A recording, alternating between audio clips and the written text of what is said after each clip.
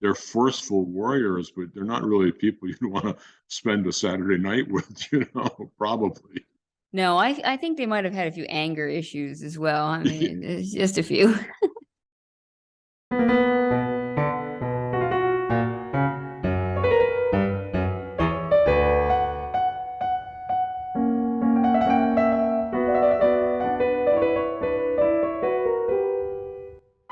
Let's imagine, just for one moment, the rest of the story. How does the relationship between Odysseus and Telemachus play out? What does the sun think about the murder of the suitors?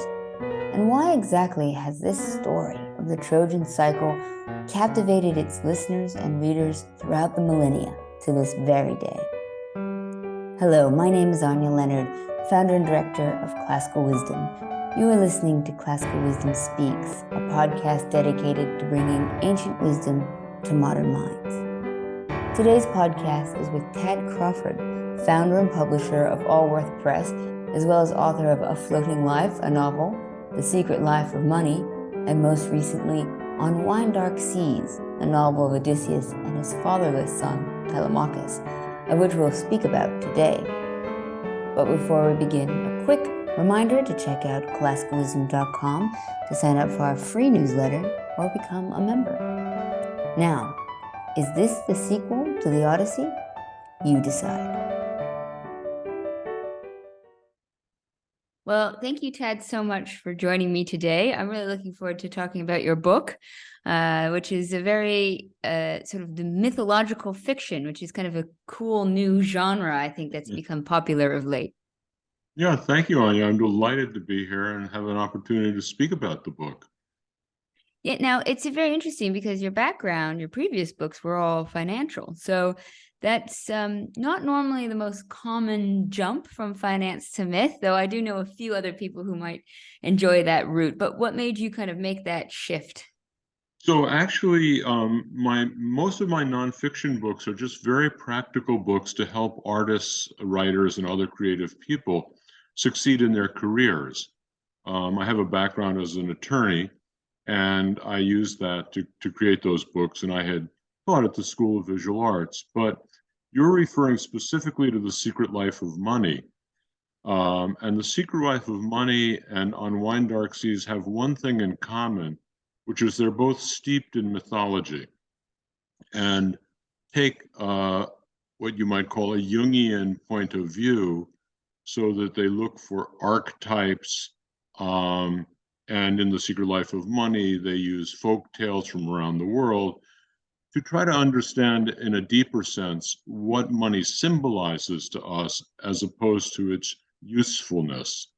So I wasn't quite in the world of buying and selling stocks and bonds, but I was very interested in mythology, and in that way, the two books have a strong relationship.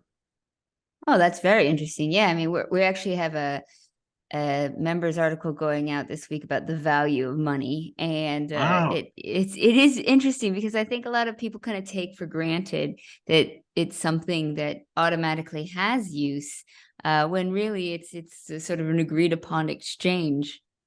Well, what we have today, the paper that we pass around, insofar as we even use money, is fiat money, which means the government says it has value. If we believe that, then it's got value, and if we don't believe it, it doesn't. But there are wonderful stories and tales from around the world that really indicate the deeper view of money in the unconscious, that we may struggle then through these stories and dreams and interactions to bring forward into consciousness.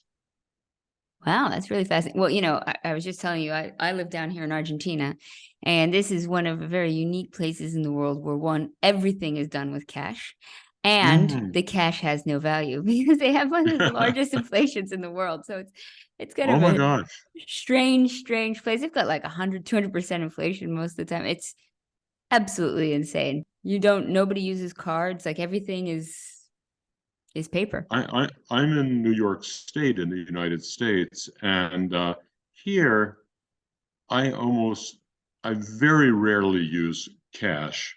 I almost invariably use a credit card, and we're going crazy because the inflation rate reached 6 or 7%.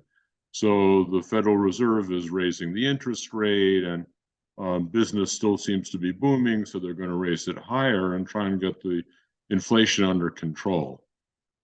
So it's Well, just interesting, down but here, that's the outer aspect of it. The inner aspect of it might be, what is inflation psychologically? yeah, and what it does, I mean, here to people, the restaurants and cafes are packed. People buy things all the time, and it seems contrary, but there's no reason to save your money. I mean, it will literally be valued so significantly less that it really puts you in the present mindset, because you can't plan for the future. It just Right. changes your mentality completely. Well, that's very interesting. Yeah. Now we should get to mythology, though. That's our beat here. Yes. And the classics, less so the finance. And you've written this really interesting book, Wine Dark Seas, which is sort of like a continuation of the Odyssey. And I'm just curious, why did you choose to kind of continue the Odyssey? And moreover, in your book, you do it from the perspective of Odysseus' son, Telemachus. So why that shift? Why that continuation? Yes, well, it came from a dream.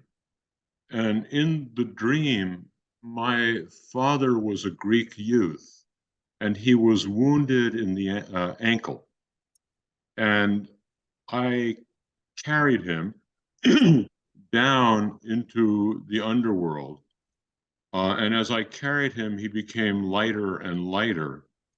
And at the bottom in this necropolis, there was a hermaphroditic figure that offered a drink. And I don't know whether my father drank the drink or not. So from that dream, I began wondering, what did this all mean? What would it mean to be a wounded Greek youth? And of course, to be wounded in the ankle. Immediately, I thought of Achilles. So I began reading the Iliad, and then the Odyssey, which just seems like a very potent story of fathers and sons.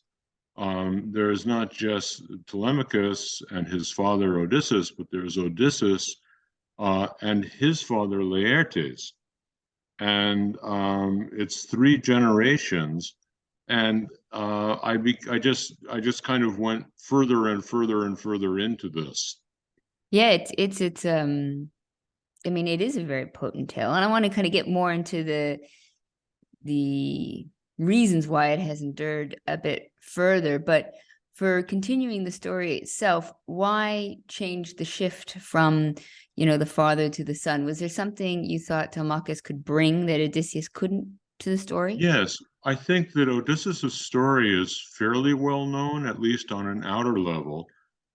And he certainly has gotten in the Odyssey in particular to tell or make up all sorts of stories about himself and what he went through. Um, but all we know of Telemachus is that he seems to be this loyal son who has waited so long, doesn't know his father really, and is shocked when he returns as a beggar, but then joins in slaughtering the 100 suitors. And if you think about that, the 100 suitors were men that he knew. And some of them, like Amphinomus, appeared to be his friends.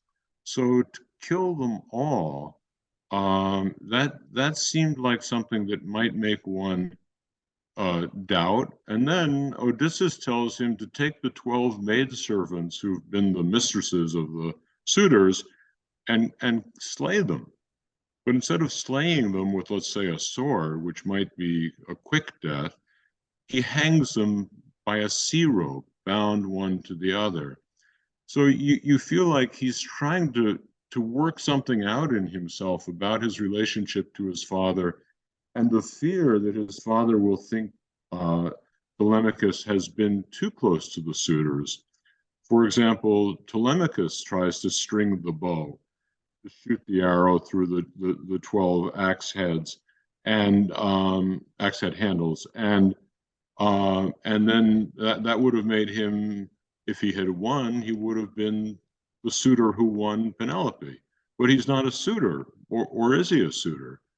I mean, he is the one most loved by his mother among all of those 100 men gathered to win her hand and her property.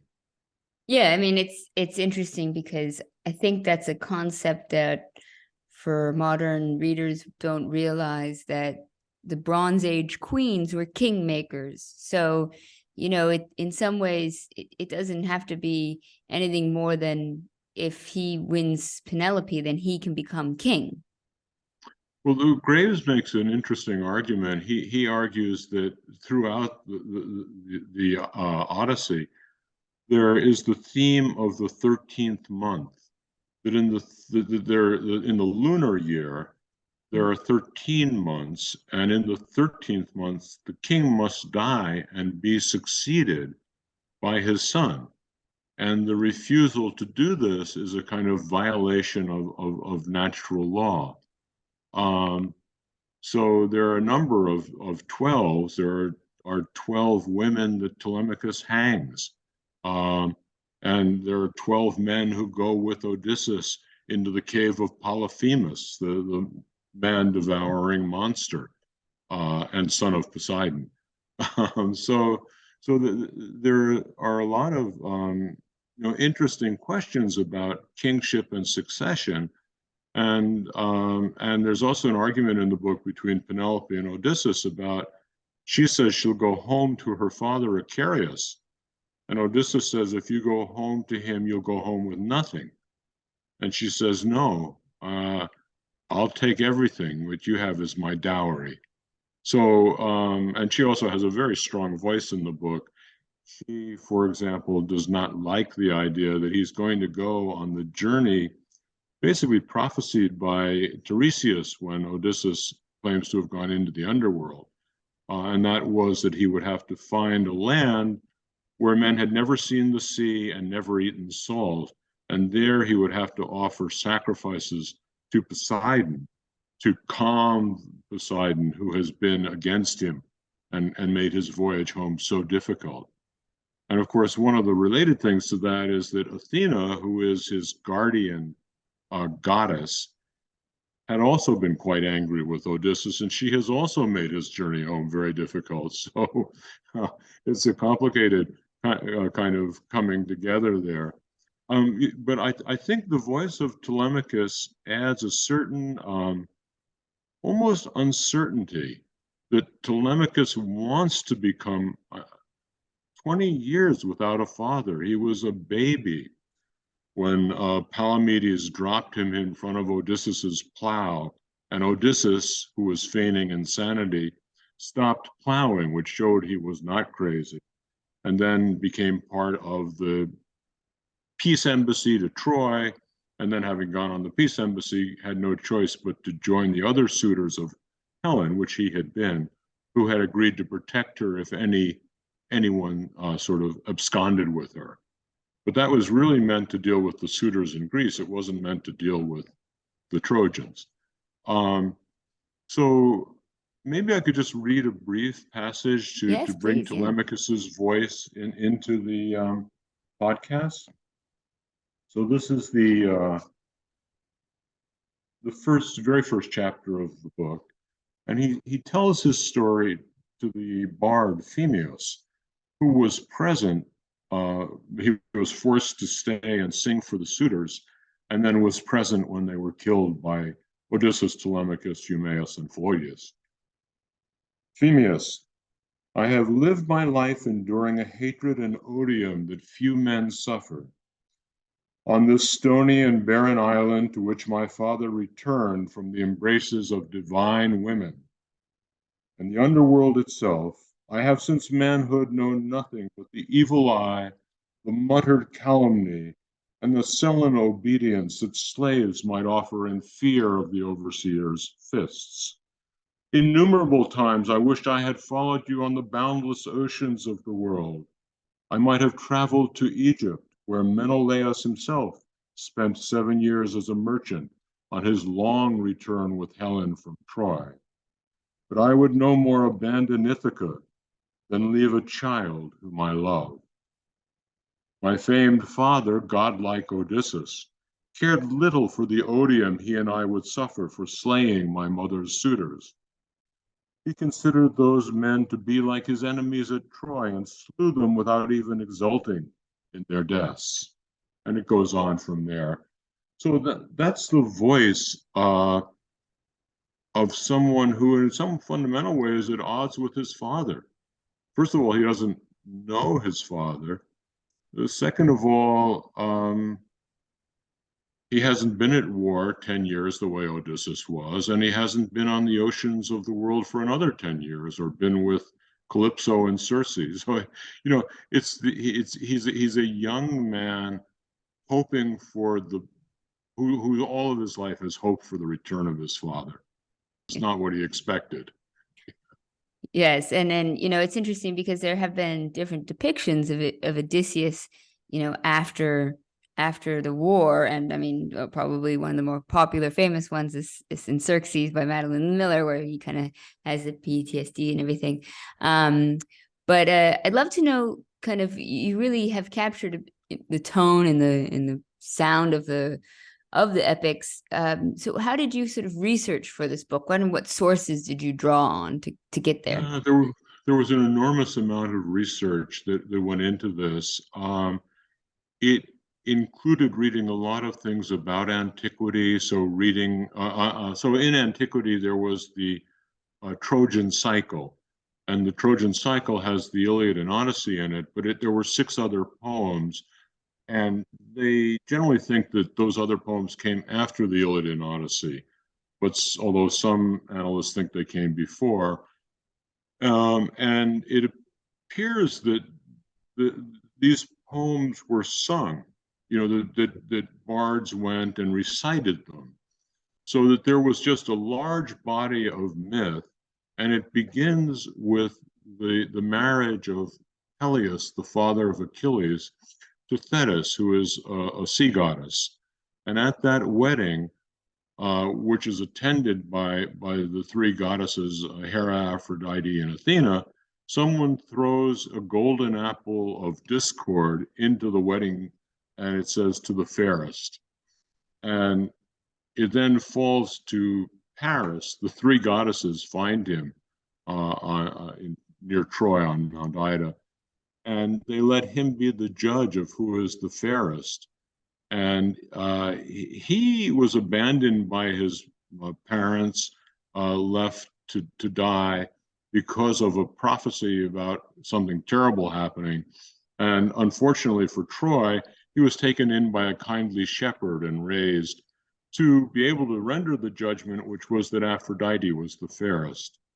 And Aphrodite repays him in a way by letting him then take Helen from Menelaus, who is her husband, and bring Helen back to Troy. So it's the myth is a large myth. So it begins with the Cypria, and then it goes to the Iliad, and then after the Iliad, there are 3 pieces because, for example, the Trojan horse is not in the Iliad or the Odyssey. The Iliad ends in a strange kind of place. I mean, Patroclus is killed. Achilles then kills Hector. They then have games in honor of Patroclus, and then the story ends. Whereas you'd think logically it would just, with Hector dead, and it sort of foreshadows the end of Troy. But Troy is still standing. And it would have just been so natural to go on to the sacking of Troy. Well, that's what the other poems showed, that after the end of, in fact, there are variant endings to the Iliad, one of which speaks of the arrival of Penthelesia, the queen of the Amazons. I was going to just interject that one of my favorite lost ones is sort of the whole story of the Amazons, and it's so fascinating because in the ancient world, it was a very beloved part of mythology, and the sort of artistic evidence, they were such a popular motif in vases and such like that. And yet most people today don't know really that this was even part of the whole Trojan cycle. Right. So, I mean, she was an important ally of Troy, and she came to fight for Troy. And one of the last things that Achilles did was to kill her in addition to having killed Hector. So that piece of the story is recounted. So one of the things that, because of the way Odysseus narrates his stories in the Odyssey, you don't really know whether most of them are true or not. I mean, there are no witnesses that can support anything he said about the journey home, because all the men he took with him died. He came back to Troy without any one of the 1,200 young Ithacans that he took with him to fight.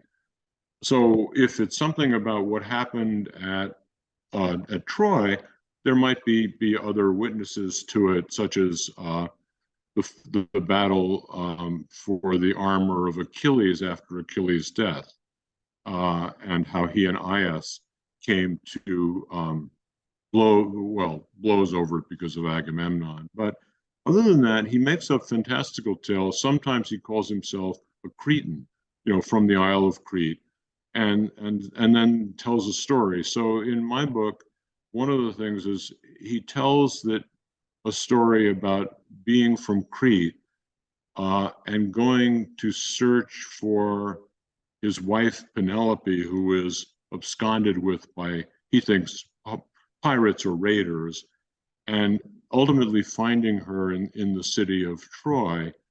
And then he sees at Troy the battle between Penthesileia and Achilles, which ends in Achilles' victory, but then Achilles is shot by Paris from the ramparts and struck in the heel. And because that was where his mother held him when she dangled him over the fires of immortality, he dies. And and then many things flow from that. And then it finally gets to the returns. And of course, Agamemnon came back to be slaughtered by the lover of Clytemnestra, who was still enraged over the death of Iphigenia. Menelaus comes back after losing most of his fleet and being a merchant in Egypt to bring Helen back, actually to Sparta. And Odysseus has a whole book to himself because he has so many adventures to talk about. But I must say, many of his adventures, like being in the cave of Polyphemus, sound like post-traumatic stress syndrome and the terrible stresses that he's been subjected to. Yeah, no, I must say recently we sort of set up a classical wisdom kids program, and whenever I start to tell any part of the story, it's so hard because it's so interconnected, and there's so many layers, and it kind of continues on that it's very hard to kind of encapsulate the whole story when ancient audiences would have just been more familiar with the stories. They didn't need to hear how everything connected. They kind of just knew it. So it's definitely a challenge for the lovers of ancient history and mythology to kind of convey the story, because it's so big.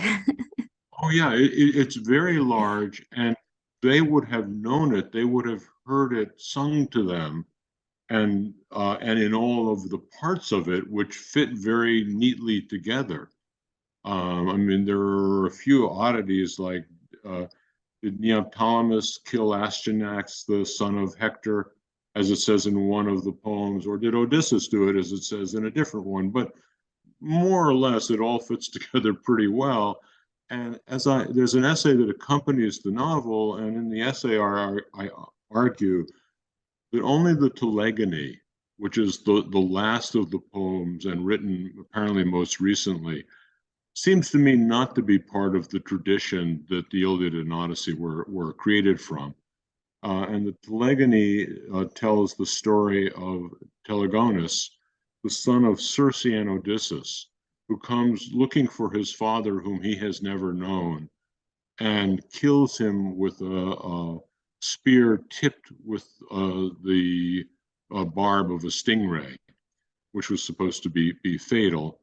And then uh, Telemachus marries Circe, and Telegonus marries Penelope.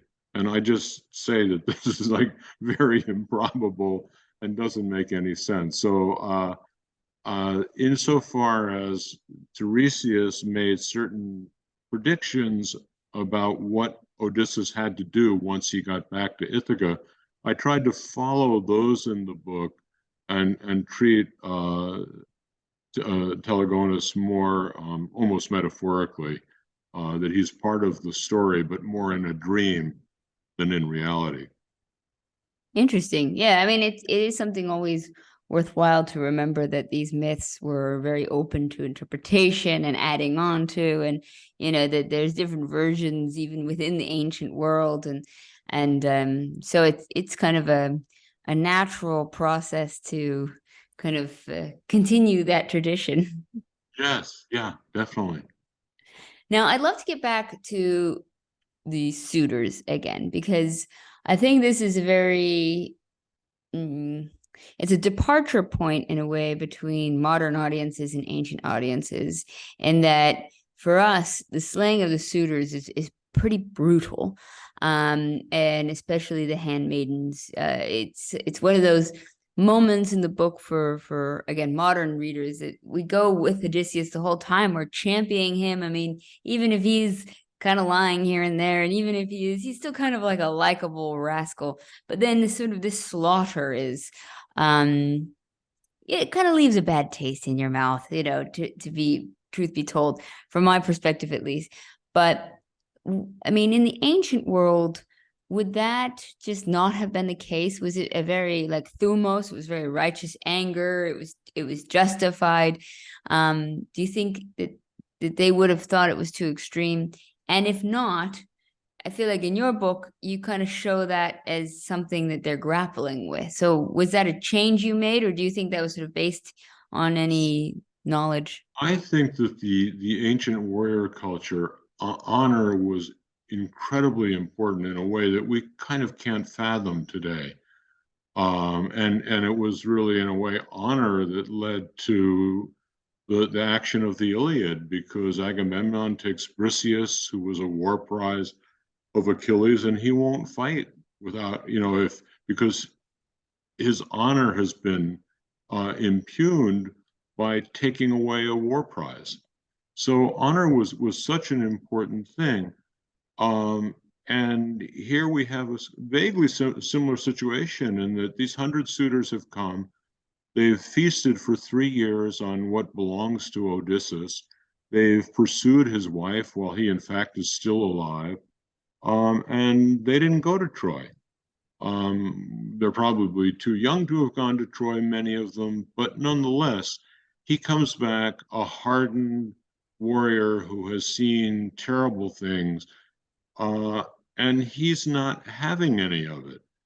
To him, this is not, he doesn't have any qualms about killing them all. He's going to kill them all, just as the sack of Troy was incredibly violent.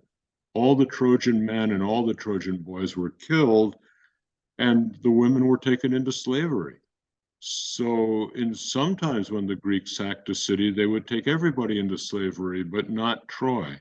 Troy, they just killed them because Priam had had 50 sons, and you don't want people like that wandering the world creating new enemies for the future. On the other hand, Telemachus has been living a different life, and he has been with these people, and in a way, he's been with his mother among these suitors. So although he finally rebels against them, he's also someone in search of a father, and he needs a father or a father figure. So he actually does have qualms, and some of his qualms are not that they killed all the suitors, although he does have the thought that they could have just killed a few of the worst and let the rest of them go. But he also feels that he betrayed Odysseus, and by not, in a sense, being strong enough against the suitors. And it was Telemachus who left the arms room unlocked because he didn't think that anyone could get from the main hall up through the narrow window and open it up. But in fact, Melanthios does do that, and then hands arms down to the suitors, who are armed toward the end of this confrontation with Odysseus. So I think that there is, maybe you could say, a more psychological view is brought to bear on Telemachus, and he does have some doubts about the slaughter of the suitors. Odysseus, no. Yeah, it's interesting, the concept of what it is to be a warrior. And, fortunately, the majority of us don't live in such extreme violence these days. It's not as normalized, and you can see for soldiers who come back from war, they have a very different perspective. So how much would that difference be between Odysseus's perspective and Telemachus's, just from the fact that Odysseus had just spent so long in battle? Yeah, I agree. And also that it doesn't seem Telemachus was seeking a role like that. So they're kind of fundamentally different people. And Telemachus has a lot of issues, really, with this absent father that comes back and so violently kills the suitors. And then there's a lot of time that goes by in the novel as Telemachus and Odysseus try to know one another, and it's not an easy process. And Odysseus spends a lot of time at his shrine, staring out to the sea and presumably communing with Athena. What do you do with a father like that? He's really unto himself. Yeah, I guess it's one of those things that you have these characters that are larger in life, but imagine what they are like in real life. Well, yes, Agamemnon and Menelaus and Aias. I mean, all of them. They're forceful warriors, but they're not really people you'd want to spend a Saturday night with. Probably. No, I think they might have had a few anger issues as well. I mean, it's just a few. They could have used some therapy, I think. Yeah, probably. Now, okay, so you mentioned this sort of really interesting dynamic between the father and son and between these warriors. How was sort of the relationship between the men and the women in the book? And again, I mentioned sort of the Bronze Age queens kind of had slightly different roles than I think modern readers expect them to have, especially in contrast to like classical era Greek women. The archaic women had a little bit more power. So Penelope is certainly a powerful woman, and she comes with a dowry from her father Icarios, which is not the only thing that makes her powerful. She has kept the suitors at bay for 3 years by weaving and unweaving this shroud for Odysseus's father, Laertes. That's what she's weaving. So when I mean, it's an interesting implication. When she finishes weaving that shroud, will Laertes die? Will Odysseus become king again? Or what is kind of going on there? In any event, Melanthos, who is one of the maidservants who gets hung, tells the suitors that she's unweaving it at night. And then they say, well, you've got to choose somebody and marry us. It's been too long. At that point, it's almost 10 years that she's been waiting for Odysseus to come back. And so she's a strong figure. And in the book, she has a strong voice. She does not, for example, want him to follow what Tiresias in the underworld said he had to do, which was go to this land where people have never seen the sea or eaten salt. I mean, where is that? And especially in the Mediterranean, where you're so close to the Mediterranean Sea, that most people will have had some experience of salt and have seen the sea. but he goes anyway. And then she feels like, in a way, it's a repetition that he can't even stay home briefly. He's just going to go off again as he went off to the war. But he did go reluctantly to the war. He certainly didn't want to go. Well, a lot can change over that time period. I mean, I imagine that after that sort of life, it becomes normal. Coming back to a normal life then seems unnormal. It must have seemed terribly difficult, and he had to let go of many, many things that had been familiar to him in that 20 years of war and wandering.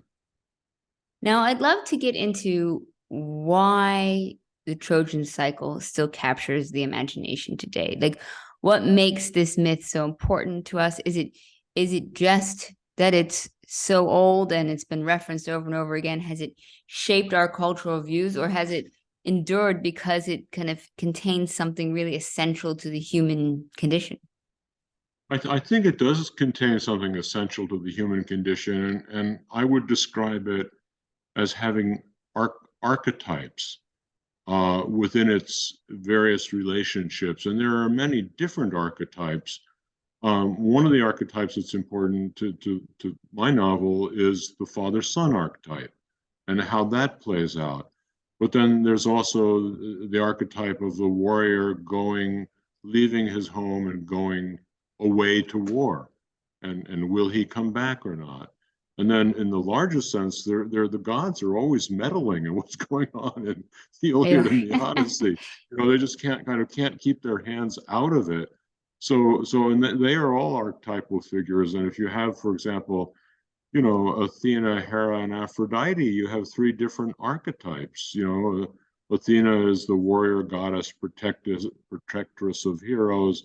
Hera is the mother goddess who presides over marriage and childbirth and things like that. And Aphrodite is the love goddess, the goddess of eros and connection.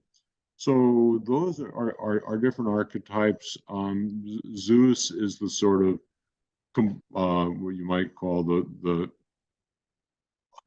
highest power of kind of integration, perhaps, among the gods, and Hermes is the messenger, and so the messenger and the god of commerce and quick communication. So he's very relevant to the modern era. But so there are a lot of themes, and of course the theme of a husband and wife and their bond and then the effect of absence on them is certainly in the relationship of Penelope and Odysseus.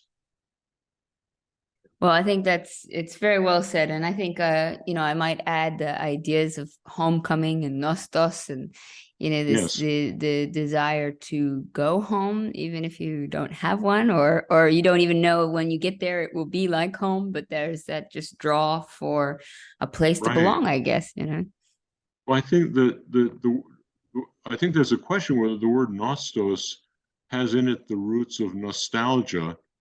And nostalgia would be a sort of ill longing for the past.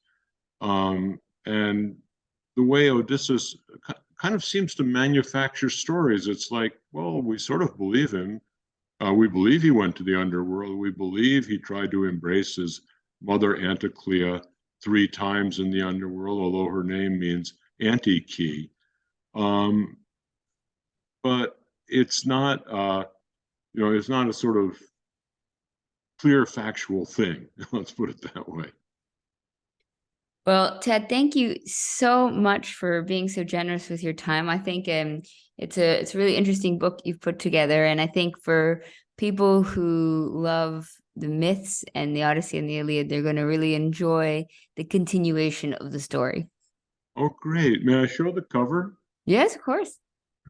So this is the book. And it has a wonderful painting of the slaughter of the suitors on the cover. In any event, thank you so much for having me, Anya. It was a pleasure to be here. Thank you.